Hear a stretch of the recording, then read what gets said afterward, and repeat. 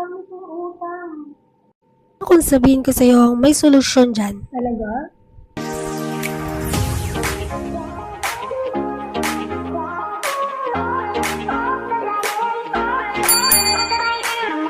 Don't worry.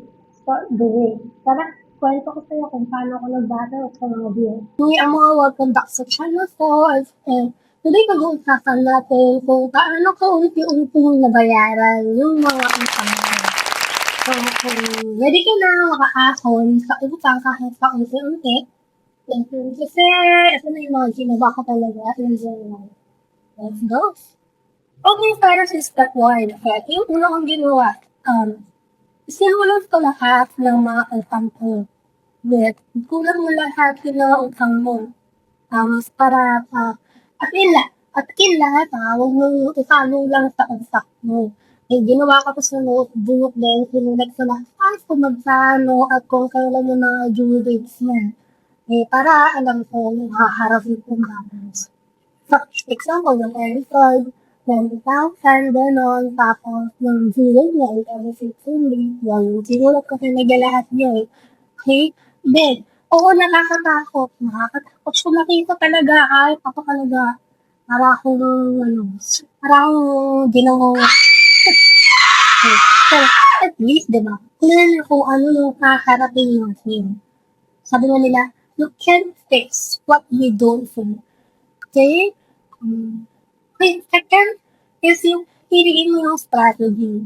Okay? Pumili ako merong dalawang strategy. Sikat na strategy. Ito natutunan ko to kay Sir Jimmy Kitano siya. Siya. Natutunan ko to kay Sir Jimmy Fans. Una yung snowball. Okay? Yung snowball. Snowball, it means, uunahin mong bayaran yung pinakamaliit na utang para ma-motivate ka kaagad. Okay, sunod yung pangalawa naman also, avalanche. Ito naman yung uunahin yung may pinakamataas na interest. Ako ginamit ko yung snowball method. Kasi gusto ko na na may natatakot ka agad. Example, inuna ko yung 3,000 loan ko bago yung 20,000. At nung natapos, grabe, ang sarap sa pakiramdam talaga. Okay, number 3, budget track. I-budget track mo yung gastos mo. Gumawa ko sa realistic budget. Like, happy ka may gastos lang ako ng gastos. Okay, order na order, alcohol, guys. Pag tinignan ko, malaki pala ako ng grocery na binibili o ginagawa. Kung ginawa ko sinulat sa lahat na ko, grocery, bills, loan, food, gano'n.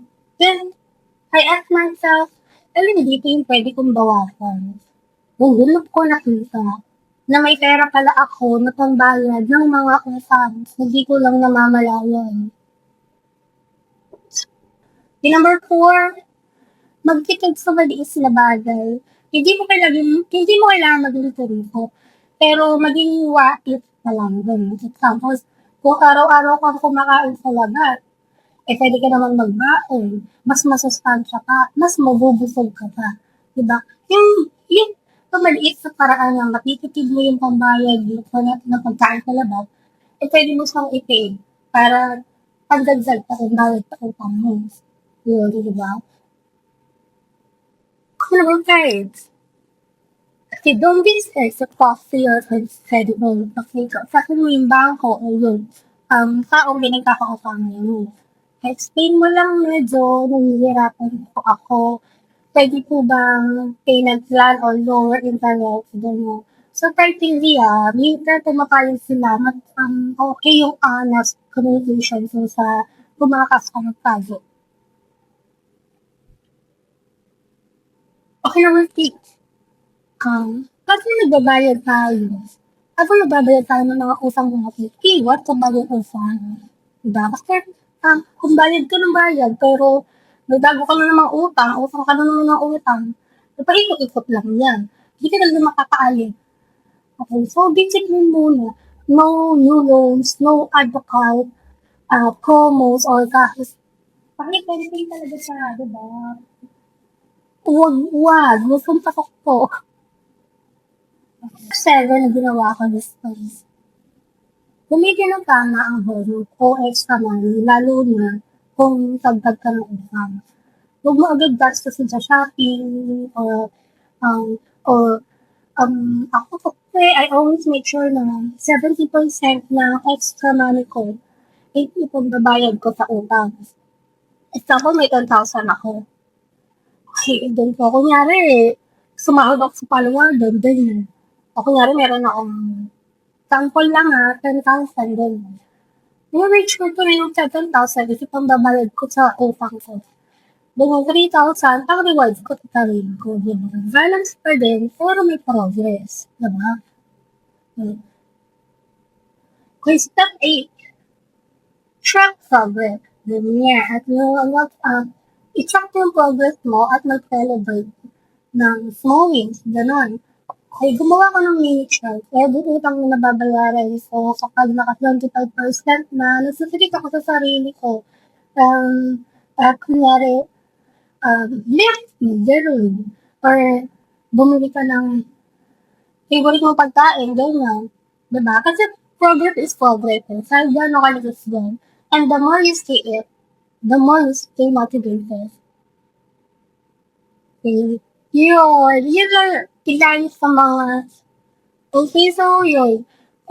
So, ayun guys, yun sa mga, some steps kung paano ko na, unti-unti nababayaran yung mga utang ko. Simple lang, pero kapag consistent sa, sure naman na matatapos din natin lahat ng ating mga pagkakautan. Remember, hindi importante kung gaano kabili. Ang mahalaga, tuloy-tuloy. Okay?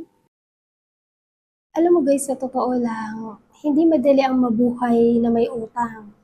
Nakaka-stress, nakakahiya minsan, at nakakapagod isipin. Pero ang natutunan ko, hindi mo kailangang tapusin agad lahat-lahat. Ang importante, may ginagawa ka kahit maliit, kahit paunti-unti. Kung dati feeling ko imposible, ngayon proud ako kasi nakikita ko yung progress at gusto kong i-rewind ka, kaya mo rin yan. Basta consistent, discipline, at may tiwala ka sa sarili mo. Huwag kang mawala ng pag-asa. Okay, kasi every peso you pay is one step closer sa freedom mo. So yun mga ka-buddies, kung nagustuhan mo tong vlog na to, please don't forget to like, subscribe, and share na rin para makahelp sa iba na gusto rin makaahon sa utang. Okay, and remember, hindi kailangan perfect basta tuloy-tuloy at makikita mo rin yung progress mo. Okay, see you on my next vlog. Bye!